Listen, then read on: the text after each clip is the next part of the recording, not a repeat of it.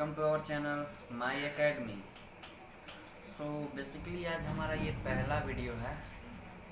तो आज हम लोग चालू करेंगे चैप्टर 2 क्लास 7 फिजिक्स का मोशन।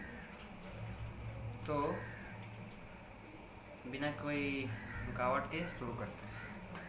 तो दुनिया में जितने भी बॉडी होते हैं, बॉडी कोई भी ऑब्जेक्ट हो सकता है, मतलब आप, मैं, हर कोई जो नॉन लिविंग है वो भी, जो भी बॉडी है दुनिया में, वो दो ही स्टेट में हो सकता है।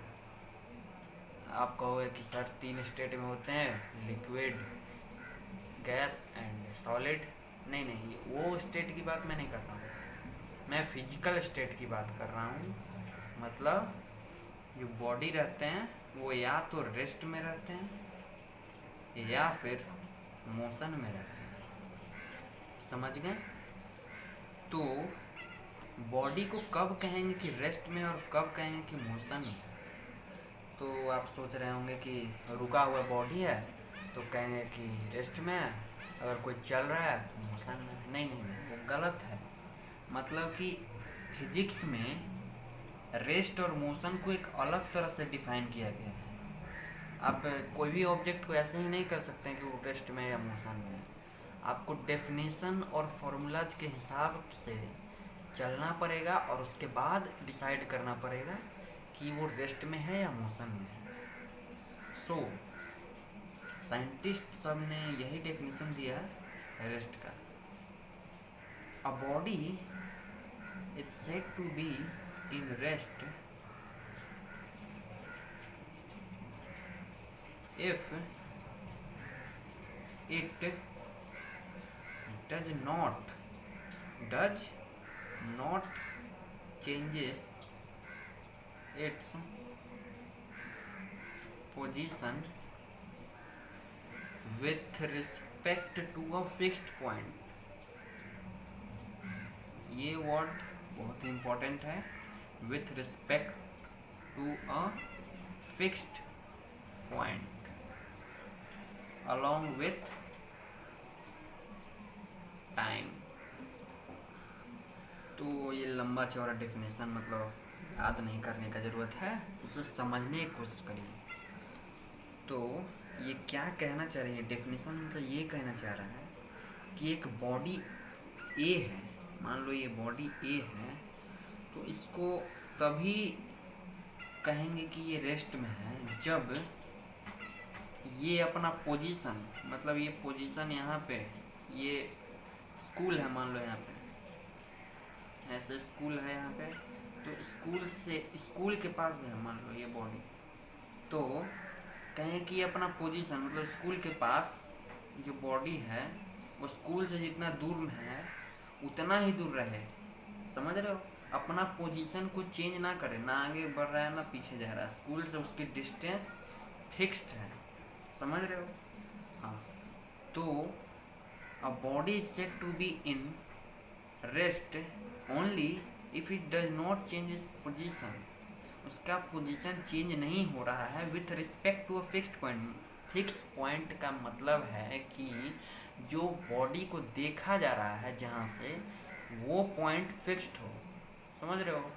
मतलब कि अगर आप यहाँ पे से देख रहे हो बॉडी रेस्ट में है या मोशन में है, तो आपको रेस्ट में रहना चाहिए, आप फिक्स्ड हो यहाँ पे, आप नहीं मूव कर सकते हो। अगर आप मूव करोगे, मान लो कि आप एक कार में मूव कर रहे हो,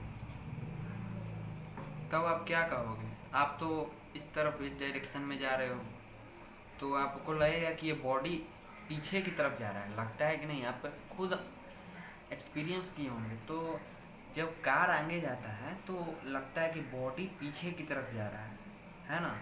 लेकिन रियलिटी में क्या होता है? रियलिटी में होता है कि बॉडी जहाँ था वहीं है, लेकिन हम देखते हैं कार से तो लगता है कि अरे भाई वो तो बॉडी पीछे जा रहा है। मतलब बॉडी कार से देखा, कोई किसी आदमी ने कार पर चढ़ के वहाँ से बॉडी को देखा तो उसको लगा कि बॉडी मोशन में है, लेकिन जो यहाँ पे ज़मीन पर था उसको उसने देखा तो उसको लगा कि भाई बॉडी तो रेस्ट में है। तो रेस्ट में तभी कहा जाएगा बॉडी को जब जो देख रहा है वो फिक्स्ड पॉइंट पर हो। मतलब वो नहीं मूव कर रहा हो, समझे। तो इस कंडीशन में ये मूव कर रहा था, लेकिन इस कंडीशन में ये मूव नहीं कर रहा है, तब इसके लिए बॉडी रेस्ट में है, समझ गए। हाँ, तो रेस्ट में बॉडी कब होता है ये समझ गए। और टाइम, हाँ, अलोंग विथ टाइम, टाइम तो कभी रुकता नहीं है, पोजीशन चेंज हो रहा है और टाइम भी चेंज हो रहा है, तब मोशन कहते हैं। लेकिन पोजीशन फिक्स्ड है और टाइम आगे बढ़ रहा है, टाइम तो कभी रुक नहीं सकता है ना। तो टाइम आगे बढ़ता जा रहा है लेकिन हम मूव नहीं कर रहे हैं वहाँ से, जो पोजीशन था वहीं पे है, तब कहेंगे कि रेस्ट में है, with along with time. So example देखते हैं इसका।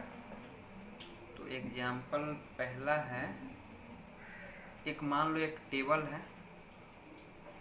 ठीक है। तो एक टेबल के ऊपर एक बुक रखा हुआ है, एक टेबल के ऊपर बुक रखा हुआ है और टेबल से नीचे आप खड़े हुए यहाँ पे और यहाँ से देख रहे हो बुक को। तो आपके लिए बुक रेस्ट में हो रहा है, समझ गए। आपके लिए बुक रेस्ट में हो रहा है, तभी रेस्ट में होगा जब आप भी यहाँ पे खड़े हो, चल रहे होगे तो रेस्ट में नहीं रहेगा, समझ रहे हो। If you move then the book will not in rest, समझ गए। हाँ, तो यही है इसका एग्जाम्पल। अब मोशन की बात करते हैं। मोशन, अब बॉडी इसका अपोजिट है, ज़्यादा कुछ इसमें डिफरेंस नहीं है। A body is said to be in motion if it changes its position with respect to a fixed point along with time। मतलब एक बॉडी को तभी मोशन में कहा जा सकता है जब उसका position with respect to a fixed point, मतलब कोई फिक्स्ड पॉइंट है और उसको देखने पर उसको लग रहा है कि ये बॉडी मूव कर रहा है, तो कहेंगे कि उस बॉडी मोशन में है, समझ गए। आप यहाँ पे खड़े हो, आप फिक्स्ड हो, समझ गए, और आपका भाई कार में जा रहा है, समझ गए। यहाँ पे आपका भाई है, यहाँ पे इस डायरेक्शन में आपका भाई जा रहा है, तो आप फिक्स्ड पॉइंट पर खड़े होकर जब आप अपने भाई को देखोगे तब आपको लगेगा कि हाँ मेरा भाई मोशन में है। और टाइम तो हमेशा आगे ही रहता, मतलब 1 सेकेंड 2 सेकेंड, समझ गए। हाँ, तो यही है मोशन का डेफिनेशन, और कुछ नहीं, इसमें ज़्यादा सोचने की बात नहीं है, ज़्यादा हार्ड नहीं है। तो अगला टॉपिक है rest and motion are relative. ये बुक में होगा टॉपिक। तो इसका मतलब क्या है, इसका मतलब ज़्यादा हार्ड नहीं है, मैं समझा रहा हूँ। तो इसका मतलब यही है कि जब कोई बॉडी रेस्ट में है तब उसी टाइम पे वो बॉडी मोशन भी कर रहा है, मतलब इसमें कंफ्यूज होने की बात नहीं है। बात ये है कि रेस्ट और मोशन बॉडी पर डिपेंड नहीं करता है, रेस्ट और मोशन ऑब्जर्वर पर डिपेंड करता है कि बॉडी को कौन देख रहा है, समझ गए। बॉडी को कौन देख रहा है इस पर डिपेंड करता है कि बॉडी रेस्ट में या मोशन में। फॉर एग्जाम्पल 1 लेता हूँ। तो मान लो ये ट्रेन है, इसमें आप बैठे हुए हो और आपका भाई आपके सामने वाले सीट पर बैठा हुआ है और यहाँ पर एक और आदमी मतलब मैं यहाँ पे खड़ा हूँ, तो आपने मुझे देखा, ट्रेन इस डायरेक्शन में आगे की तरफ जा रही है, ठीक है। आपने मुझे देखा विंडो से, आपने जब मुझे देखा तो आपको लगेगा कि मैं पीछे की तरफ जा रहा हूँ, है ना, ऐसा लगता है ना। तो ट्रेन से आपने मुझे देखा मैं पीछे की तरफ जा रहा हूँ, तो इसका मतलब क्या हुआ, आपको लगेगा कि मैं मोशन में हूँ, और मैं आपको जब बाहर से देखूंगा तो मुझे लगेगा कि आप मोशन में हो, मतलब आप आगे की तरफ जा रहे हो। मैं तो फिक्स था भाई, मैं फिक्स था, मैं थोड़े चल रहा हूँ। लेकिन मैंने जब आपको ट्रेन में जाते हुए देखा तो आपको कहूँगा कि आप मोशन में हो। लेकिन similarly at that point of time, अगर आपका भाई जो आपके साथ ट्रेन में बैठा हुआ है उसने आपको देखा तो वो क्या कहेगा, आप तो सामने वाली सीट पे बैठे हो, अभी भी वहीं बैठे हो। ऐसा थोड़ी है कि आप आगे पीछे हो रहे हो, आप उसको लगेगा कि आप वहाँ जहाँ बैठे थे वहीं पे हो, है ना। तो उसके लिए आप रेस्ट में हो। तो ये ऑब्जर्वर पर डिपेंड है, जो आपको देख रहा है उस पर डिपेंड है कि आप रेस्ट में हो या मोशन में हो। समझ गए। मेरे लिए मैं बाहर खड़ा हूँ तो मेरे लिए आप मोशन में हो, लेकिन आपके भाई जो आपके साथ जा रहा है उसके लिए आप रेस्ट में हो। सो रेस्ट और motion are relative to each other. समझ गए। रेस्ट एंड मोशन रिलेटिव है, मतलब जहाँ मोशन है वहाँ रेस्ट है, जहाँ रेस्ट है वहाँ मोशन है। ज़्यादा कोई हार्ड नहीं है, ये समझने का है। एक बार थॉट इमेजिन करके देखो, इमेजिन करोगे तो ये बहुत आसानी से समझ जाएगा। फॉर एग्जाम्पल देखते हैं। आप यहाँ ग्राउंड पर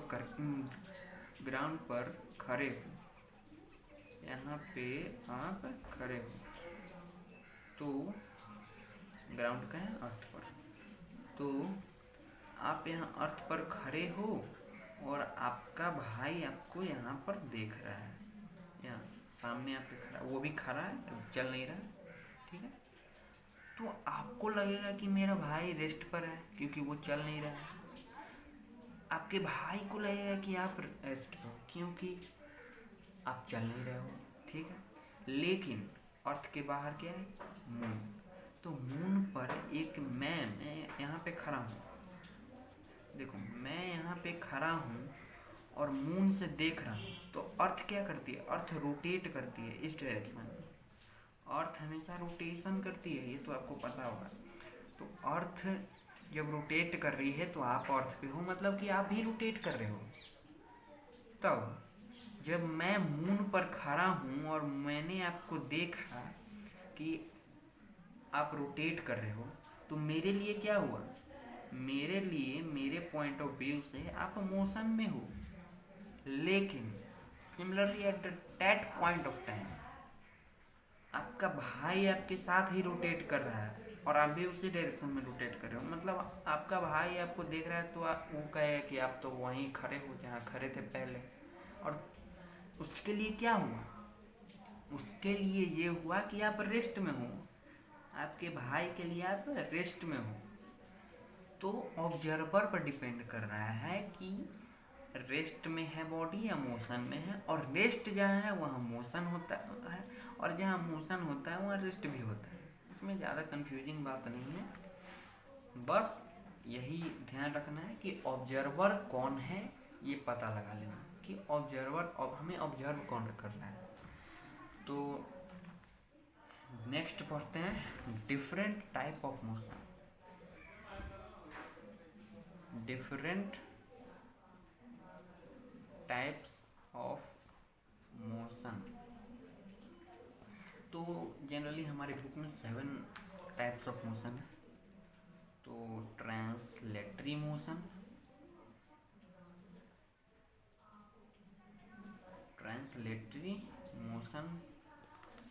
सेकंड है रोटेटरी मोशन,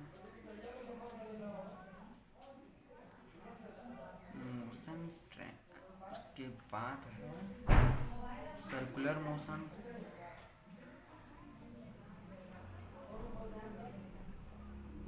फोर्थ है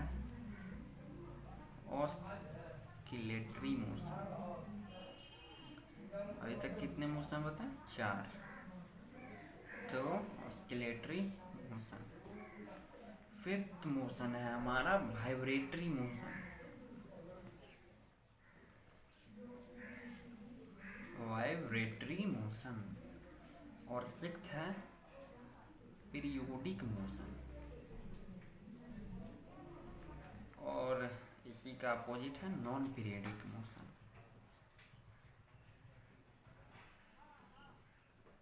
तो आज के लिए ये लर्न कर लो कि 7 टाइप ऑफ मोशन के नाम क्या है, समझ गए? अरे लर्न करो ये क्या होते हैं, ये सातों टाइप के जो मोशन हैं ये क्या होते हैं, इनके बारे में मैं अगले वीडियो में बताऊंगा, क्योंकि ये वीडियो ज़्यादा लंबा नहीं होना चाहिए ना। हाँ, तो अगले वीडियो में मैं ये सारे टाइप ऑफ मोशन बताऊंगा, तो पार्ट 2 ज़रूर देखिएगा। और हाँ, एक और बात मैं बताना भूल गया, अब जब भी पढ़ते हो, मतलब जब भी वीडियो मेरा देखते हो, तब आप अपने साथ कॉपी और पेन लेकर बैठिएगा, समझ गए? इससे क्या होगा ना कि आप नोट्स बनाइए, नोट्स बनाइए, आपको एग्ज़ाम के टाइम में बहुत हेल्प करेगा ये। पूरा चैप्टर पढ़ने का किसको टाइम है भाई, है ना? तो आप नोट्स बनाइए, मैंने जो ये लिखा है ना ये सब अपने कॉपी में लिखिए, जिस टाइम आप वीडियो देख रहे हैं उसी टाइम। और जो भी डाउट हो, जो भी डाउट हो वो हमको कमेंट सेक्शन में कमेंट कीजिए, वो अपना व्हाट्सअप नंबर वहाँ दे दीजिए, और बस मैं आपको उसका सल्यूशन दे दूँगा, ठीक है? और मैं अपना भी व्हाट्सअप नंबर दे दूँगा डिस्क्रिप्शन में। और एक और इम्पॉर्टेंट बात ये थी कि हम डीपीपी भी प्रोवाइड करेंगे, मतलब कि आपके जो बैक के क्वेश्चन आंसर हैं उसका सल्यूशन करेंगे, आपको देंगे। पहले आपसे करवाएंगे, उसके बाद हम करेंगे, अगर आपसे नहीं हुआ मतलब डीपीपी डेली प्रैक्टिस प्रॉब्लम आपको मिलेगा। बस आपको क्या करना है, अपना व्हाट्सएप नंबर कमेंट में दे दीजिए, ठीक है? बस इतनी से काम है। तो वीडियो ज़्यादा लंबा नहीं होना चाहिए, तो अब एंड करते हैं वीडियो को, और चैनल को सब्सक्राइब कर लीजिए ताकि आपको पार्ट 2 भी मिल जाए, ठीक है? Thank you.